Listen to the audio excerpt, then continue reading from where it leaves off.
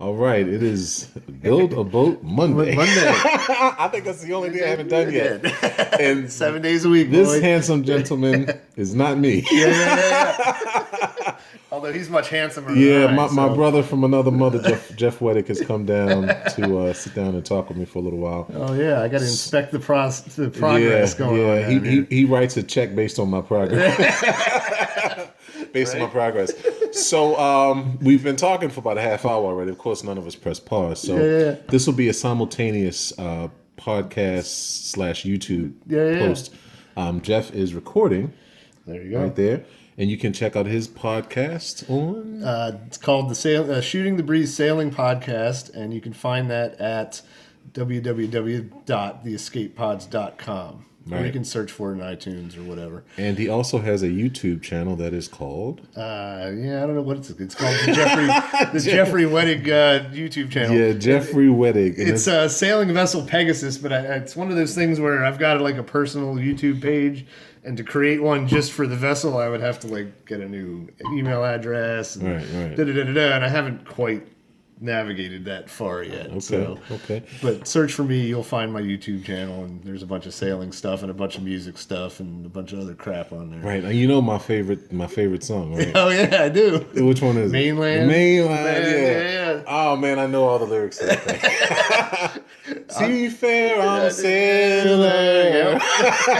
Even my children know. That's how much they're like, Baba, we're not Irish. We're from Africa. Like I know, well, the Irish were black. So there you go. Let me stop. I'm halfway there to. I'm thinking I'm using it so much, and it's a real Mackenzie's song, but it's performed as from my friend's band, the Ogham Stones, performed the version that I use. Right. And I'm like, well, if I ever really want to start making money at this podcast thing, I'm gonna have to get clearance to use this song. Right. So I'm like having who do I contact to get rights to this song? They'll let you know. Yeah, they will. So I wanted to try to do something different. Jeff has been a big supporter of mine, and I of his. Yeah. And so what I wanted to do, like I said, we've been talking for about 20 minutes now about different things. And I was explaining to Jeff just today, I was thinking about... some modifications, perhaps. Not modifications, but we were talking about your keel. Yeah. And in talking about his keel, I talked about that I learned from podcasts where people talk about the different problems they're having on the boat. Right. So today, during lunch, my lunch break, not while my client was paying me. At lunch. Not during the 6-hour meeting I sat in. No, at lunch. But during lunch, I did a little design thought. And so I'm thinking about making the keel a little bit deeper for obvious reasons of just getting more leverage lower into the water by 6 inches, which is represented by this red line here. Okay. But I'm also thinking about... we were talking about keels, right? Right. And rudders. So, of course, we've got the centerboard here, right? And like foolproof, easy centerboard system I'm thinking about, which is simply one line, which goes through one block here, which goes through a tube, all right? A tube that goes above the waterline to a winch. Yeah. Simple as can be, right? Simple composite construction with some lead in it to weight it down, not real heavy. Right. A simple hole cut through with a simple rod. I'm thinking about using the rudder itself has a 3-inch. Initially, I was going to do a 3-inch stainless steel rudder post. Just use a piece of that to push through here. Right. Have a pin to stop it, and that's really it. So it's basically very simply hung and very simply rigged. We're talking about in the Chesapeake Bay how we have a lot of crab pots, which is why I was determined to have a skeg hung rudder. Yeah. So my thought was initially, if you see this little ledge right here, I'm thinking that if a crab pot or a line is caught up under there, I would have to basically stop, allow the line to come up here and to get in there. Very unlikely that's going to happen. Right. So I call that one of my foolproof designs based on listening to the horror stories of other people. So we had talked about that earlier, and I want to focus back on you now because now I want your opinion. being that you're now master and commander of sailing vessel Pegasus, Yes, right? yes. And you follow along a little bit with what I'm doing. Yeah. If you had an opportunity to design your Jeff Wettig Right. 44 perfect sailboat, Right. have you given thought to those types of things, and have you looked at what I'm trying to do and thought about what your ideal dream boat would be? What I've done, I think, is because I look at boats all the time. Right. Now, most of the boats I'm looking at are in the 30 to 36 foot range because I think that's something I could afford down the line and be able to rehab or whatever. But I've definitely thought about draft and keel kind of design, because you got basically your full keel, and you've got kind of like what you've got, which is kind of a modified keel with a centerboard. And then you got your not racing boats, but your fin keel boats. Right. And what's the best kind of design?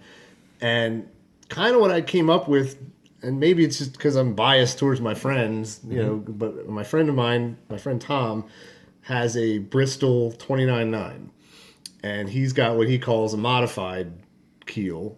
So it's kind of like a section of full keel, encased, it's not a fin, it's not bolted on, it's part of the frame. And then there's kind of a gap, but then there's like a swale where you get this superstructure up in here. Yeah. And so your prop is protected, so you're not going to get any lines up in your prop. But your rudder's also supported. You know what I mean? So it's kind of like an in-between, because I see a lot of boats with, there's the fin keel and there's the prop exposed. Right. And, the horror stories of, either a crab pot getting wrapped up in your prop, and then you got to go overboard to try and cut it loose or whatever, or a crab line getting caught in a freestanding rudder, which has also happened. Right. And it happened to my friend Rick, who has an Erickson 32, who actually in a 20 to 25 knot blow in 3 to 5 foot seas had to get in his dinghy towing behind him with a boat hook to force a crab pot out of his rudder, because now he was basically stopped in a 25 knot blow against the waves. You know what I mean?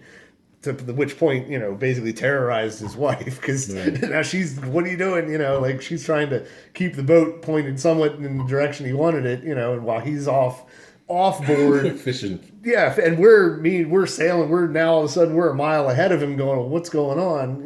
We didn't realize what was happening till he was back on board. If something would have happened to him, it would have taken us, at least by an hour to fight back our way to get back to him. Right. All just because he ran over a crab pot that you didn't see in the first place, because you know what I mean.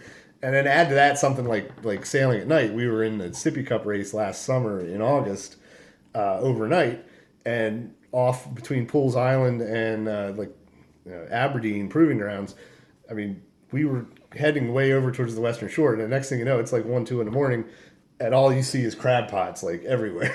And it's like, we got to get out of here. We got to kind of tack, and literally just have to. Luckily, we were tacking into the moonlight, so the moon was reflecting this way, so you could see the crab pots, and they were in a structured line enough that we could kind of weave our way through there.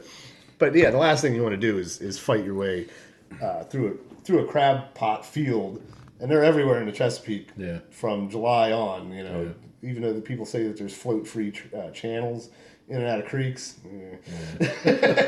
maybe So that's definitely something in a boat that I would be looking for. If I had my druthers, you know what I mean? That kind of protected prop and protected rudder setup, you know what I mean? And the stability of that modified keel gives you, it's deep enough and it's fin keel-ish enough to give you really good pointing into the wind, which is the rub on a lot of full keel boats, is they won't point anywhere near the wind, so you're always 30 degrees off or whatever.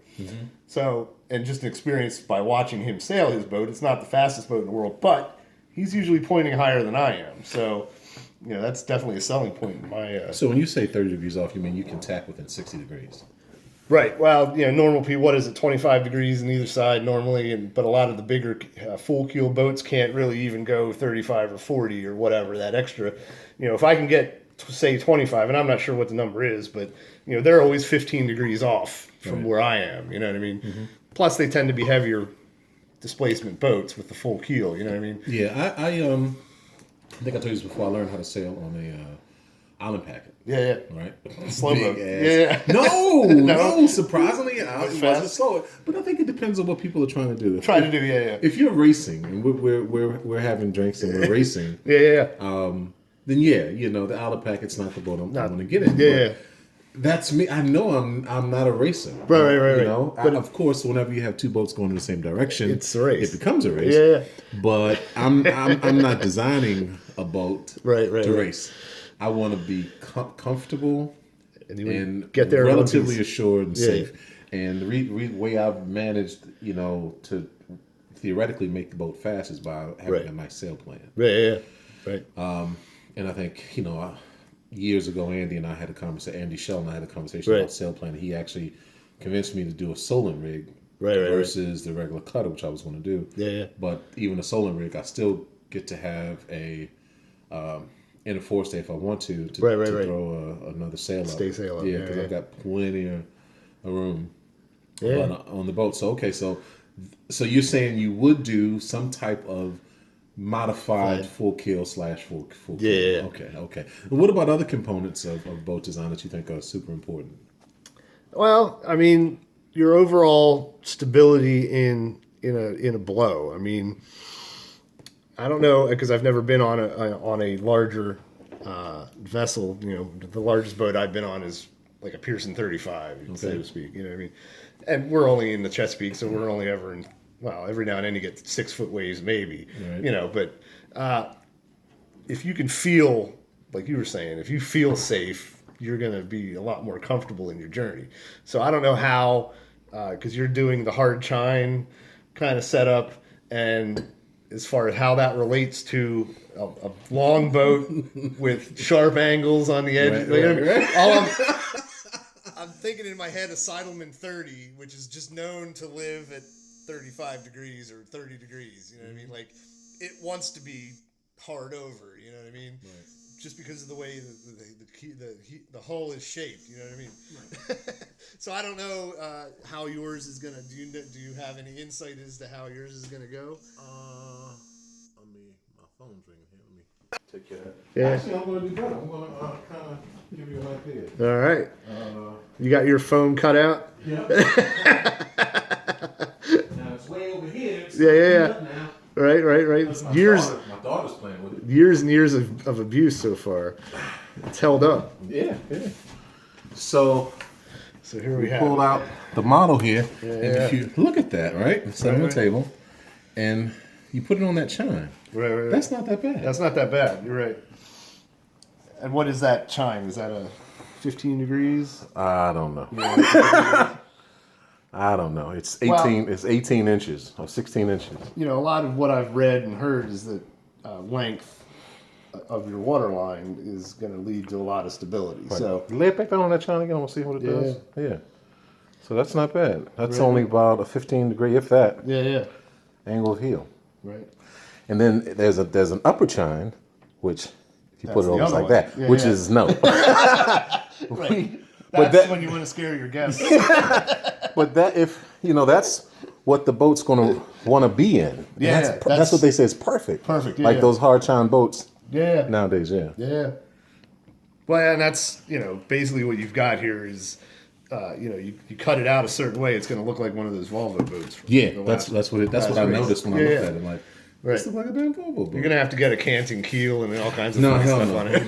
No, unless we hit the lottery, I'll find a really rich woman out there. Well, you never know. If you're out there, rich woman, let me know. Yep. Except for you know who. Except for a certain certain special person. Yeah, there you go. Well, I guess this is about 14 minutes. This is probably the longest thing I'll put online. So we're going to stop my portion, and then we're going to pick up with Jeff. So if you want to see the rest of this podcast, please check out Jeff Weddick at theescapepods.com. Yep. And see what the rest of our conversation I'm is. coming up on episode number 50 here. sometime soon. So all right, it's been a long and fruitful 2.5 years, I guess. I've been doing this. So thanks for everybody for checking us out. You know, definitely support. I like the supporting of each other kind of thing. You know, I'm always checking out your videos, and by you, I got turned on to Drake. And by him, you know, got turned on to Delos, and you know, and ended up on Sailing Nervous, and all this YouTube stuff. Did you see our Christmas commercial? I did. I loved that. That was awesome. You know, it was a collaborative thing. Yeah, it was 2 minutes of fun. World. You know, all around the world. And same with podcasts. There's a lot of sailing podcasts out there now, and I've been trying to listen to them all and trying to engage them all. And we all, you know, I try and make sure that I retweet everybody's posts and, you know, Facebook posts, all that kind of stuff. So it's just a fun little community to be a part of. So I'm glad to be able to live so close that I can come down and check out what you're doing. Yeah, he's not drinking any beer today. He's being good. He's drinking. Being good. Look, he's drinking water, and I'm a teetotaler. Yeah. Yes. I'm officially from Britain now. Yes. Tea time. All right. So where are the crumpets at? all right. So from Build a Boat Monday. Yeah. Till next time. Peace and blessings. Peace and blessings. All right. Now we can start talking trash. All right.